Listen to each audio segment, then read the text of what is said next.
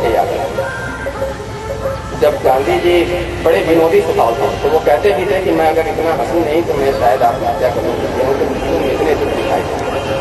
उनके कान इतने बड़े थे कि सरोजिनी नायडू उनको मिकी माउस करके पुकारा करते। एक बार ब्रिटेन के राजा से मिलने गए तो ड्रेस कोड होता है, आप साधारण देश में इस तरह से नहीं जा सकते। राजा से मिले, ठीक ऐसे ही जैसे कलेक्टर के यहाँ आप जाएंगे तो बरमूडा पहन के नहीं जाएंगे, तकनीकी रूप से आपको अच्छी सी चीज लगेगी।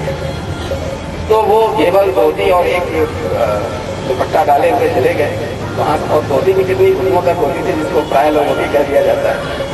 उन्होंने तय कर रखा था कि जब तक पूरे भारतीयों के शरीर पर वजन न आ जाए तब तक मैं पूरे वजन न पहनूंगा। और राजा उतने कपड़े पहन लेते हैं जितने की जरूरत भी नहीं होती, जितने गरारे की न हो उतने गरारे डाल देंगे, जितने सारे मतलब शरीर का कोई ऐसा हिस्सा न हो जिस पर तंबू कनाथ की तरफ टांग न दिया जाए।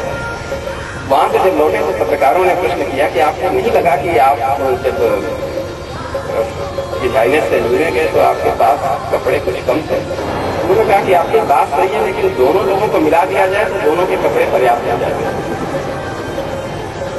ये विनोदी स्वभाव उनका हमारे जीवन में कई बार जीवन हास्य परकता से चलता है। उसकी गंभीरता के साथ हम जिस गंभीरता के साथ जहाँ पर जरूरत होती है उनको हमें छोड़ना भी पड़ता है।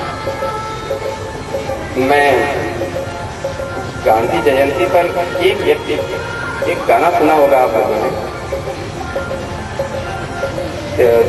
2 अक्टूबर के दिन 2 लाल पैदा हुए थे, और लाल बहादुर शास्त्री और गांधी। सच ये है कई बार कि बड़ी बड़ी जब रेखा खींच जाती है तो छोटी रेखा को याद करना मुश्किल है।